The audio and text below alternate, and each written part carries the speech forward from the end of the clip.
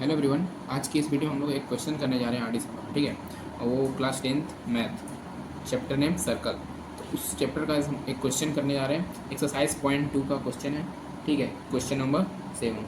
और इस क्वेश्चन को हम लोग अल्टरनेट सेगमेंट थ्योरम, जो कि पिछला वीडियो में डिस्कस किए थे, उस थ्योरम का यूज करके हम लोग इस क्वेश्चन को सॉल्व करने का ट्राई करेंगे। और उसी थ्योरम से ये क्वेश्चन सॉल्व हो पाएगा, ताकि हम लोग को पता चलेगा कि हाँ, अल्टरनेट सेगमेंट थ्योरम का हम लोग यूज कहाँ कहाँ कर पाएंगे, ठीक है। किस किस क्वेश्चन में कहाँ हम लोग को अप्लाई करना होगा, इस क्वेश्चन से साथ हम लोग सीखेंगे, ठीक है, कंसेप्ट को अप्लाई करना। अच्छा, तो क्वेश्चन देखो क्या बोल रहा है।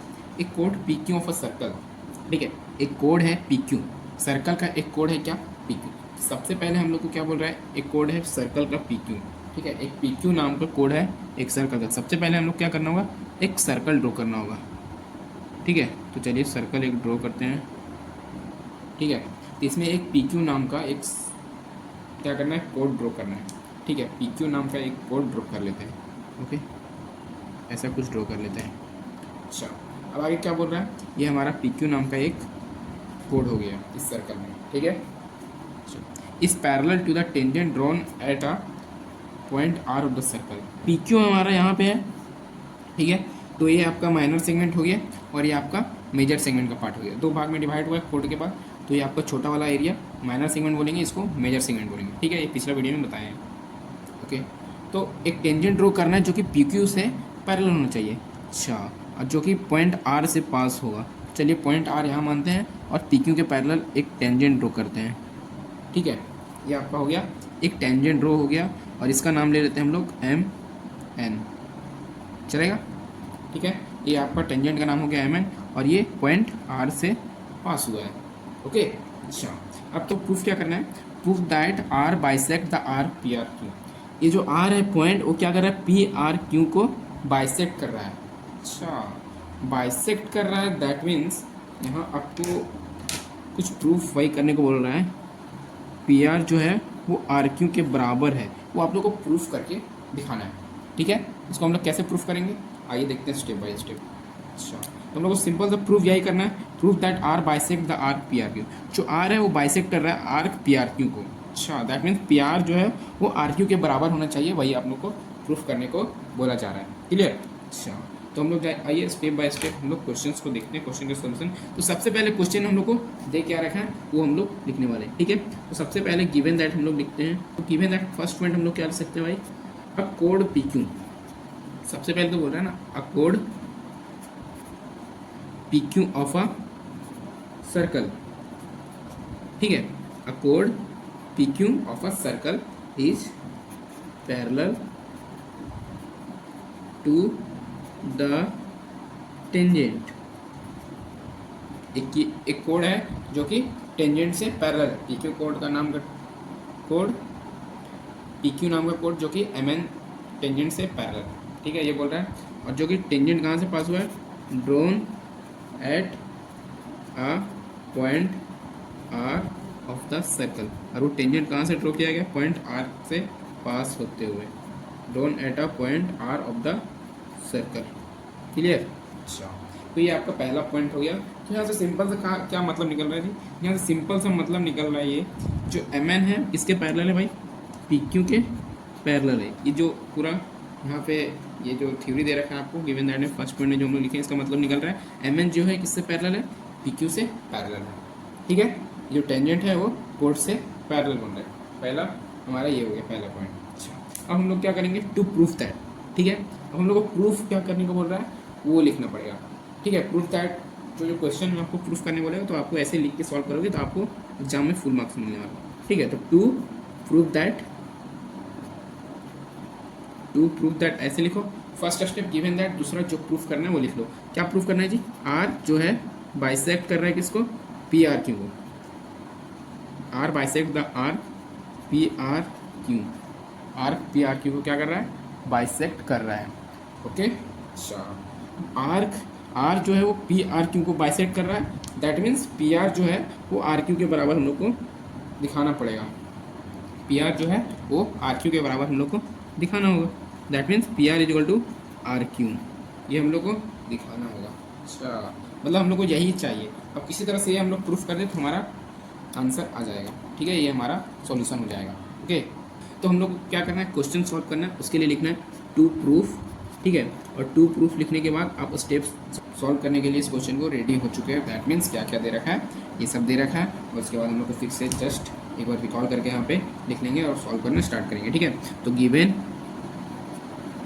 पी क्यू जो है वो एम एन के पैरेलल है, या फिर एम एन जो है वो पी क्यू के पैरेलल, बात बराबर, P Q parallel M N या फिर M N parallel P Q, बात बराबर, ठीक है। अब क्या बोल रहे हैं जी, फर्स्ट सबसे पहले हम लोग को क्या करना होगा, कुछ एंगल मानना होगा, ठीक है। इस क्वेश्चन को सॉल्व करने के लिए, इसको प्रूफ करने के लिए यहाँ पे जो जो एंगल क्रिएट हो रहा है उसको मानना होगा। कैसे मानेंगे, सिंपल सा आप कुछ भी मान लो। अगर इसको हम लोग एंगल 1 मानते हैं, जो भी मान सकते हैं, इसको हम लोग एंगल 1 मान लेते हैं, ठीक है। इसको क्या करते हैं, एंगल 2 मान लेते हैं। इसको क्या करते हैं, एंगल 3 मान लेते हैं, ठीक है। ये 3 एंगल हम लोग मान चुके हैं। ओके, अच्छा अब क्या करना है, हम लोग को देखना है यहाँ ये जो एंगल है वो एक दूसरे में इक्वल है क्या, ठीक है। यही तो रिलेट करना होगा ना, पी आर क्या है, पी आर और आर क्यू, इसको रिलेट करने के लिए शायद हम लोग अगर एंगल 1 और एंगल 3 किसी तरह से इक्वल कर लें तो क्या होगा, the side equal to the opposite angle are equal. अगर ये एंगल इक्वल हो जाएगा तो इसका अपोजिट साइड वाला क्या हो जाएगा, अपोजिट साइड का लेंथ क्या होगा, इक्वल होगा। दैट मीन्स हमारा जो प्रूव करना है वो तो हो जाएगा। तो इसके लिए हम लोग किसी तरह से एंगल 1 और एंगल 3 को इक्वल कर लें तो हमारा क्वेश्चन इजीली सॉल्व हो जाएगा। तो सबसे पहले आप लोग को पता होना चाहिए, आप लोग क्लास 9 में एक चैप्टर पढ़े होंगे, line and angle. Okay, line and angle पढ़े हो तो वहाँ से एंगल 1 और एंगल 2 इक्वल होने वाला है। कैसे इक्वल होने वाला है, अगर इस एक्सटेंड करके देखो इस लाइन को, तो ये जो एम एन जो है वो पी क्यू के क्या है, पैरेलल है। एम एन जो है पी क्यू के पैरेलल है, और पी क्यू पैरेलल होने के कारण क्या होगा, ये और ये एक दूसरे में अल्टरनेट इंटीरियर एंगल बन रहा है। ये दोनों जो एंगल बन रहा है, एंगल 1 और एंगल 2, ये एक दूसरे में क्या बन रहा है, अल्टरनेट इंटीरियर एंगल बन रहा है। तो उसके थ्रू क्या हो जाएगा, ये एंगल इक्वल हो जाएंगे।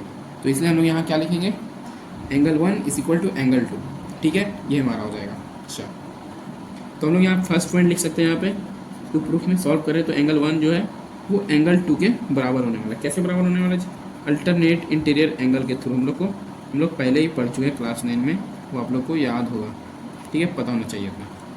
अच्छा, अब क्या है, अब दूसरा पॉइंट जो आप लोग अल्टरनेट सेगमेंट थ्योरम, मैंने बताया कि पिछला वीडियो में मैंने ये अल्टरनेट सेगमेंट थ्योरम का कंसेप्ट क्लियर किया हूँ। अगर नहीं देखे हो तो डिस्क्रिप्शन लिंक में पढ़ा है, आप वहाँ से जाके इसलिए देख सकते हो और समझ सकते हो अल्टरनेट सेगमेंट थ्योरम, क्योंकि ये बहुत ही इंपॉर्टेंट थ्योरम है और लगभग सर्कल के 50 to 60% क्वेश्चन में इसका यूज़ आता है, तभी सॉल्व कर पाओगे। अगर नहीं पता है तो फिर बहुत दिक्कत होने वाला है, क्लियर। अच्छा, तो दूसरा पॉइंट हम लोग क्या लिख सकते हैं, अल्टरनेट सेगमेंट थ्योरम के थ्रू एंगल जो 2 होगा वो एंगल 3 के बराबर होने वाला है। एंगल 2 जो होगा वो एंगल 3 के बराबर होने वाला है। ये अल्टरनेट सेगमेंट थ्योरम के थ्रू हम लोग बोल सकते हैं। क्या बोल सकते हैं जी, जो एंगल 2 होगा वो एंगल 3 के बराबर होने वाला है, ठीक है। तो ये आपका हो गया इतना। अब हम लोग क्या कर सकते हैं, यहाँ से ये दो इक्वेशन 1 और 2 से हम लोग रिलेट करके इजीली क्वेश्चन को सॉल्व कर सकते हैं, ठीक है। तो फ्रॉम इक्वेशन 1 एंड 2 से हम लोग यहाँ लिख सकते हैं, फ्रॉम इक्वेशन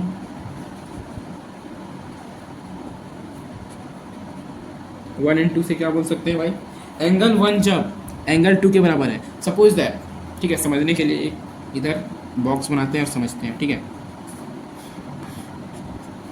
एंगल 1 और एंगल 2 क्या है जी, बराबर है, ये तो इक्वल है। तो अगर angle 1, suppose that angle 1 30 degree होगा तो एंगल 2 भी क्या होगा, अगर एंगल 1 30 डिग्री हम लोग माने हैं तो एंगल 2 भी क्या होने वाला है, 30 डिग्री, क्योंकि भाई इक्वल है। अच्छा, तो एंगल 2 अगर 30 डिग्री हो गया तो यहाँ भी एंगल 2 30 होगा। अरे सिंपल है ना, एंगल 2 यहाँ 30 डिग्री लिख सकते हो तो यहाँ भी 30 बैठाना होगा। तो अगर ये 30 हो गया तो एंगल 3 किसके इक्वल है, एंगल 2 के।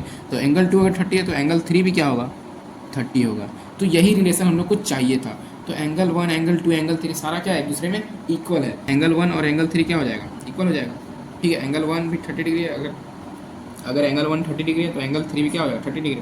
तो सिंपल से यहाँ से हम लोग तो अभी मानना नहीं है 30 डिग्री, बस हम लोग बोल सकते हैं एक तरह से मान के, ठीक है। तो एंगल 1 क्या होने वाला है, एंगल 3 के बराबर होने वाला है, ठीक है। या फिर इसको बोल सकते हैं angle R P Q is equal to angle R Q P, इसके बराबर होने वाला है, ये भी बोल सकते हो, ओके। अच्छा, अब एंगल 1 और एंगल 3 क्या हो गया, इक्वल हो गया।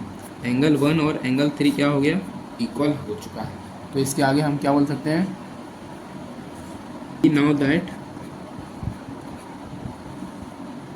इसके आगे हम लोग सिंपली ऐसे करके लिख के अच्छे से सॉल्व कर सकते हैं। We know that the sides equal to the opposite